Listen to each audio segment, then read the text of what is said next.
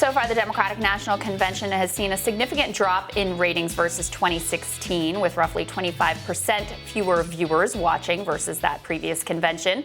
Despite that drop, MSNBC has been the big winner in terms of ratings, with 5.1 million viewers after the first night of the DNC. But are those conventions even relevant anymore? How do they impact voter perception and election outcome? Democratic strategist Jennifer Holdsworth, she joins us now to discuss. Great to see you, Jen. Great to see you, Jen. Good to see you, too. Great to see you. Jen, let's get your take on this. So obviously the ratings were down for the first night, down 25%, which is pretty significant. Now, normally in American politics, you can expect approximately 2% bump after the convention. Obama famously got an even bigger one back in 2008. This time around, just given the disparate nature of the news cycle, of Trump isn't exactly staying out of the picture this time, and just really what's happening in the low ratings, do you think it's going to have the same impact? I don't. I don't. I think it's just a very odd time. I'm not entirely sure all voters are paying attention.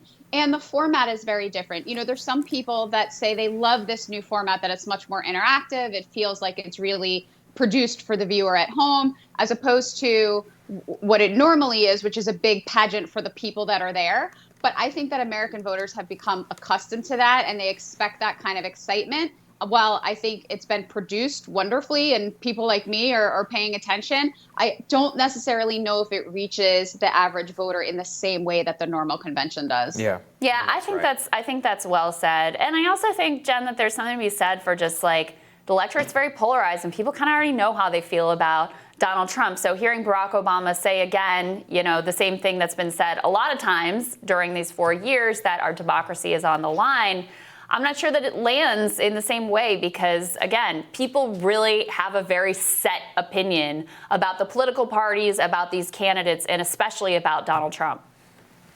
Well, I think that conventions also have this weird hybrid of goals. It is absolutely a pageant, right, to show voters, you know, what we stand for, what the party is like, who the up-and-coming leaders are. But it's also a rally. Right. So you're talking to the people, quote unquote, in the room, the people that are already with you, the people that need to be motivated, the people that need to be excited. Right. So it really is this dual purpose. And that's a very hard line to walk. I think President Obama was doing both last night. He was speaking to the folks that need to be rallied, right? The base of the party, the organizers, the ones that are going to go and make sure that everybody has mailed in their ballot across the country or shows up and socially distances and votes on Election Day.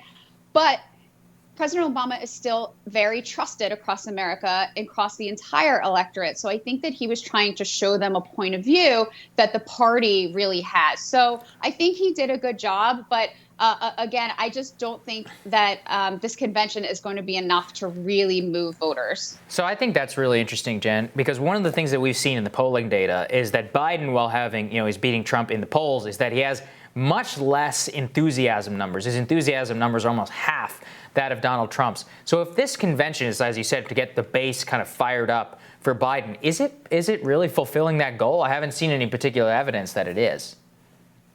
I think we'll see it after the fact, although I mean, I'm extremely concerned about the polls as it is. I mean, Hillary was 12 points up in August of 2016. You know, Biden is you know, anywhere between 5 and 12 points up now, depending on which poll that you read.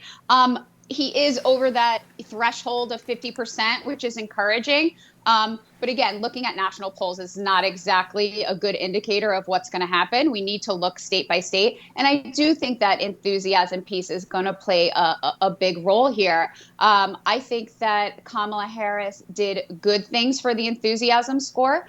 But I think people are preoccupied right now. I'm not entirely sure that folks that are normally paying attention by now are even paying attention yet. So I think you might see that change as the fall progresses. Yeah, talk a little bit more about that, about your concerns with the polls, because we've been covering that here. I mean, there was that CNN poll that just came out that really kind of stunned people, where there was a much smaller margin. This was a poll that had previously shown Biden with, I think, a 14-point margin, and now it's down to 4. And in the battleground states, they were effectively tied.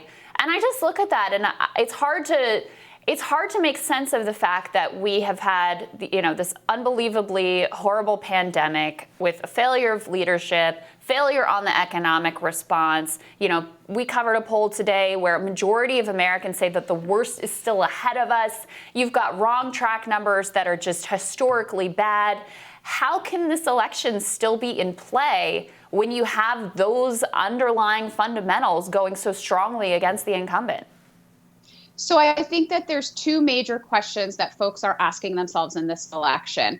The first one is, if your number one goal is to save democracy and you think that Donald Trump is destroying it, obviously I think we all know where I land, then you are ready to vote. You're answering those polls affirmatively. And no matter what program or platform the Democrats put up there, you're going to be motivated to vote Trump out of office, right? I don't know how big that piece of the electorate is. I think that's the X factor in these polls. There's the second question, which I know we talk about on this show often. Do you subscribe to the progressive mobilization theory or not? Do you believe that there is a section of voters out there who have just been unmotivated to come out because they believe that the parties are offering more of the same, right? Those are two individual voters. Those are two individual questions and two individual problems that the Democratic Party has to address this time around. But there's a third subsection of voters that I don't think the Democratic Party is talking to right now. They're the ones that can't stand Donald Trump. They don't believe in anything he stands for. They want him out of office, but they're not entirely ready to sign up for what the Democrats are selling right now. So far in the past, we've seen that group decide elections. And so we need to decide as a party how we're going to bridge the gap between those three groups. And I think that is, an excruciating problem state by state to deal with in order to see how this election is really going to play out. Well, really interesting analysis. Thank you, Jen. We appreciate it. Yeah, great insights. Thanks, Jen. Thank you. We'll have more Rising for you after this.